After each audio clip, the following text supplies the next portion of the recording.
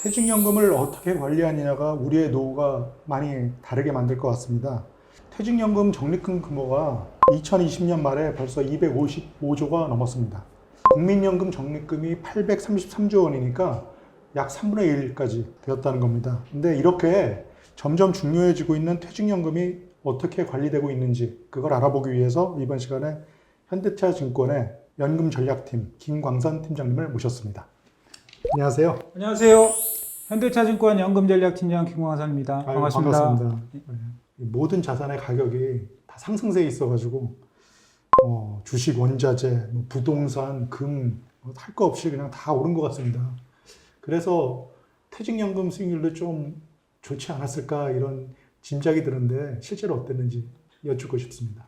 예, 질문하신 대로 모든 자산이 작년에 그 코로나 팬데믹으로 오히려 더 자산들이 증가하는 그런 현상들이 나타났는데요. 그게 주식, 원자재, 부동산, 당연히 또 퇴직연금도 그렇죠. 그 부분에 대한 수익률에 막대한 영향들이 있었고, 아마 역사 이래 이 정도의 서프라이징한 경험들이 잘 없을 겁니다. 네, 그래서 그렇습니다. 그 부분들에 대해서 지금도 많은 부분들에 대한 기대와 또 미래에 대한 부분들을 좀 기대에 섞인 그런 부분들을 좀 많이들 이야기하고 있습니다. 네.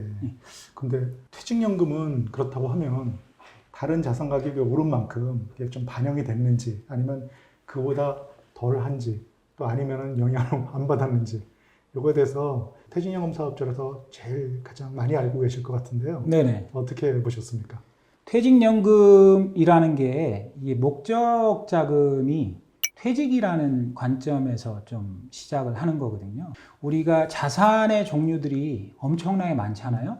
예를 들어서 지금 코로나 쇼크가 온 시점부터 현재 지금 오늘도 아마 정점을 찍고 있는 것 같은데 이 시점까지 인덱스로 보면 주식 인덱스가 2배 이상 났을 거고요.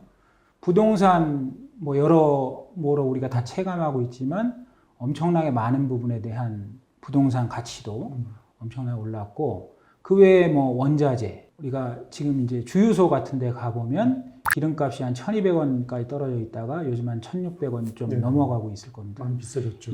그리고 이제 요즘 모든 엔터티가 다 오르다 보니까 지금 전 세계적으로 이 많은 부분들에 대한 수요들이 있었고 그럼으로써 생겨나는 지금 자산버블 이런 부분들을 오히려 이제 걱정하는 그래서 지금 우리가 이거 인플레이션 아니냐 이런 얘기들을 지금 계속 듣고 계실 거예요. 그죠? 네. 그러면 당연히 퇴직연금도 금융자산이니까 당연히 금융자산이 올랐죠. 올랐는데 아까도 제가 서두에 말씀드렸듯이 어떠한 목적으로 자금을 운영하느냐 그거에 따라 많은 차이가 있습니다. 근본적으로 퇴직연금은 퇴직자산이기 때문에 퇴직 이후에 안정적 퇴직금을 운영한다는 목적으로 운영을 하게 돼 있어요.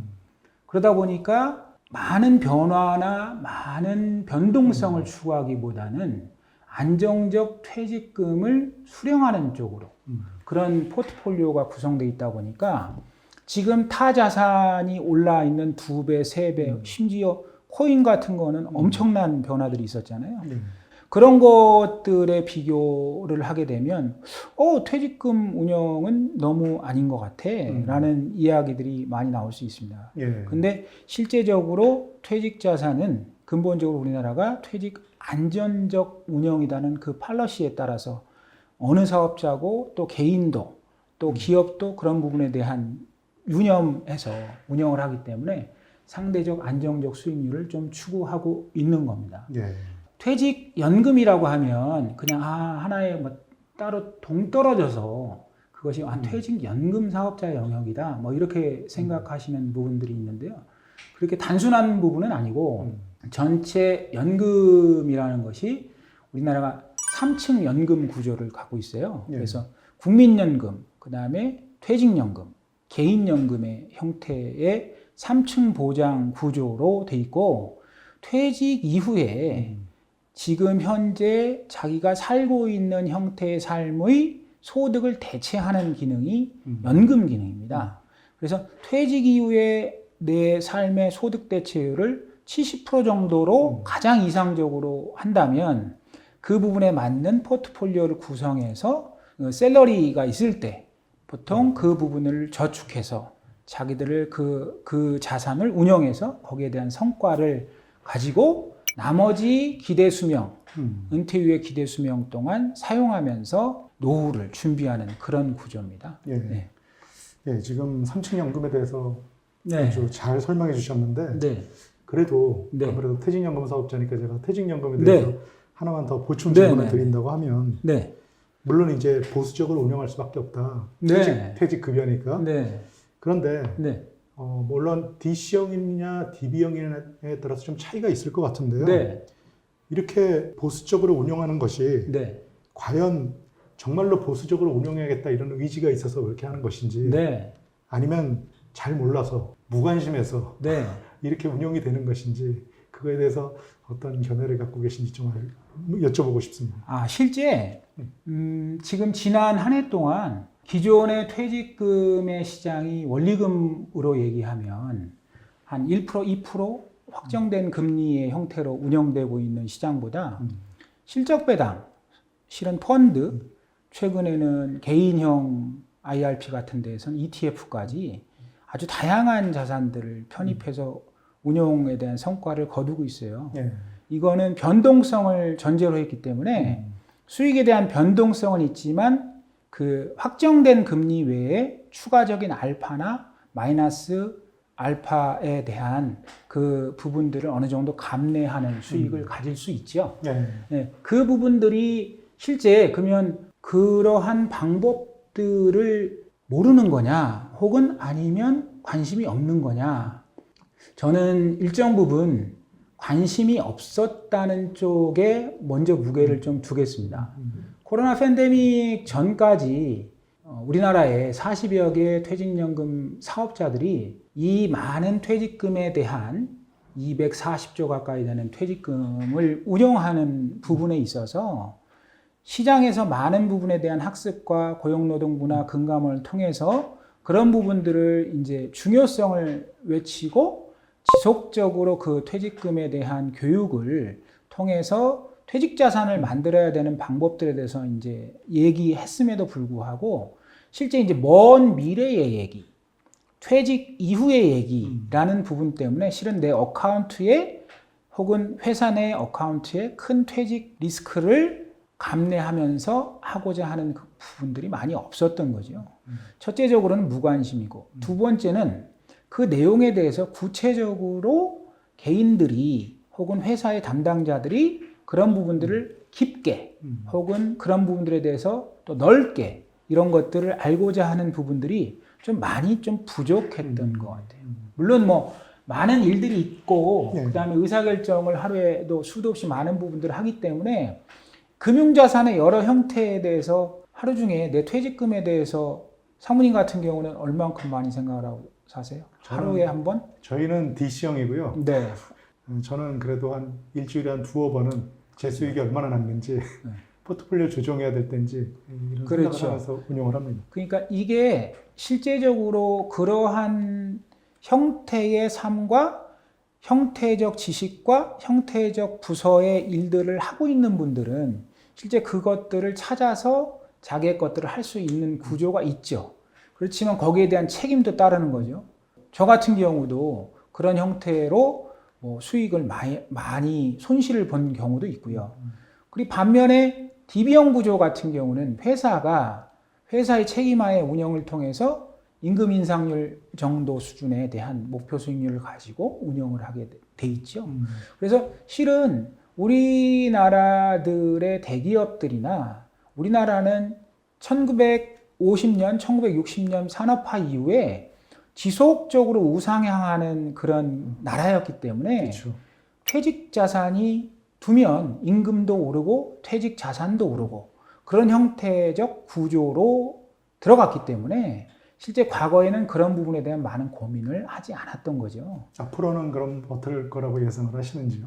그때 대비해서 사모님 IMF 때도 경험해 보셨고 또 지금 작년에 팬데믹도 경험해 보셨지만 상당한 그 쇼크 상황들이나 혹은 그런 상황들 우리가 감내하는 그런 국가적 구조 내에서 실제 우리나라가 잘 헤쳐왔는데 근본적으로 지금 전 세계적으로 봤을 때 금융 시장들은 저금리 시장으로 많이 와 있죠. 그러니까 과거에 우리가 경제 성장률이 엄청날 때는 8%, 12%, 그렇죠. 15% 그랬는데 지금은 현재 1%, 2%, 심지어 선진국들은 마이너스도 있죠. 물론 작년에 팬데믹 때문에 많이 미끄러져 있는 상태니까 지금은 그 기저효과로 서프라이징한 성과들이 나타나고는 있지만 실제적으로 보면 많은 부분에 있어서 그 기대 수익률을 높게 볼 수가 없는 상황이죠.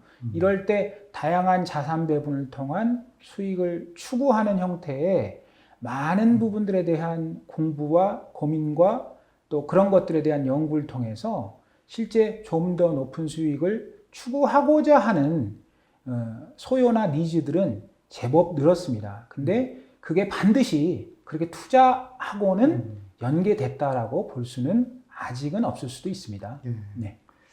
그러니까 지금 김 팀장님께서는 지금까지와는 달리 네. 저성장, 네. 저금리 네. 시대가 뭐 어쩔 수 없이 어느 정도 포트폴리오를 조금 약간은 공격적으로 가져가면서 예, 예. 수익을 내야 된다 예, 이런 예, 말씀하신 예. 것 같은데요. 예, 예. 이거 뭐 처음부터 제가 여쭤봐야 되는 질문인데 네. 퇴직연금 사업자로서의 업무를 하고 계신 네, 거잖아요. 네, 네. 예. 특히 그 중점적인 회사에서도 이제 네. 특화된 업무를 하고 계시는 건데 하고 계신 일을 간단하게 좀 소개를 해주시고요. 그다음에 네.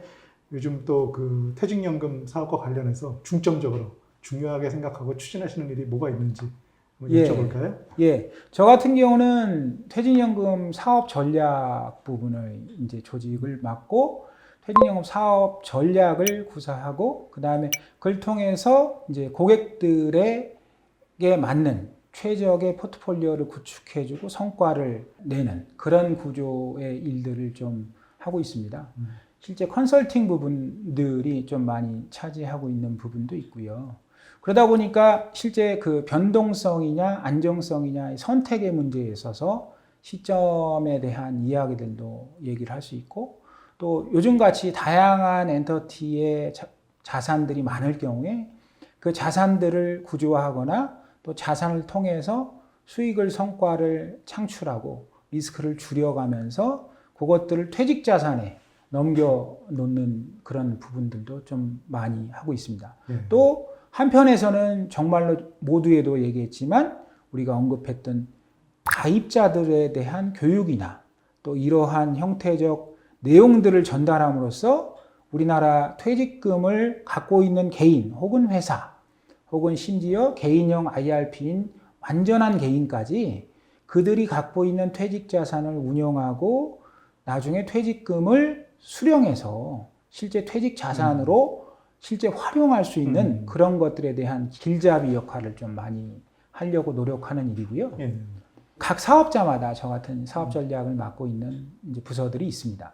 우리나라의 경우에 지금 사모님 여쭤보셨지만 가장 큰 제가 갖고 있는 고민은 제가 갖고 있는 고민이라기보다 우리나라 전체의 고민일 겁니다. 그죠? 우리나라가 현재 2021년 현재 이제 우리 뭐 신문지상에서 수도 없이 보고 계시지만 어떤 부분들이 나오냐면 우리나라가 과연 지속 성장이 가능한 나라냐라는 얘기를 하는 거죠.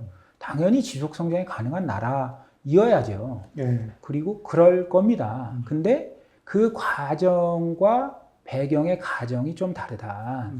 기존에 우리가 베이비 부머 혹은 그 베이비 부머 이후에 따라오는 그런 시대들이 이제는 서서히 인구가 감소되고 있고 우리나라 세계 최저의 출산율을 갖고 있죠. 그리고 노령화. 과거에는 고령화 사회, 지금은 고령 사회, 그렇죠. 초고령 사회에 지금은 우리가 진입했죠. 일본이 진입한 지 얼마 되지 않았는데 우리나라 거기 진입 문턱에서 진입한 해 만회하고 있습니다. 이미 진입했다고 봅니다. 그런데 이런 사회에서 과연 우리의 2030년, 앞으로 10년 후에 한국의 미래에 대해서 한번 곰곰이 생각해 볼 필요가 있어요.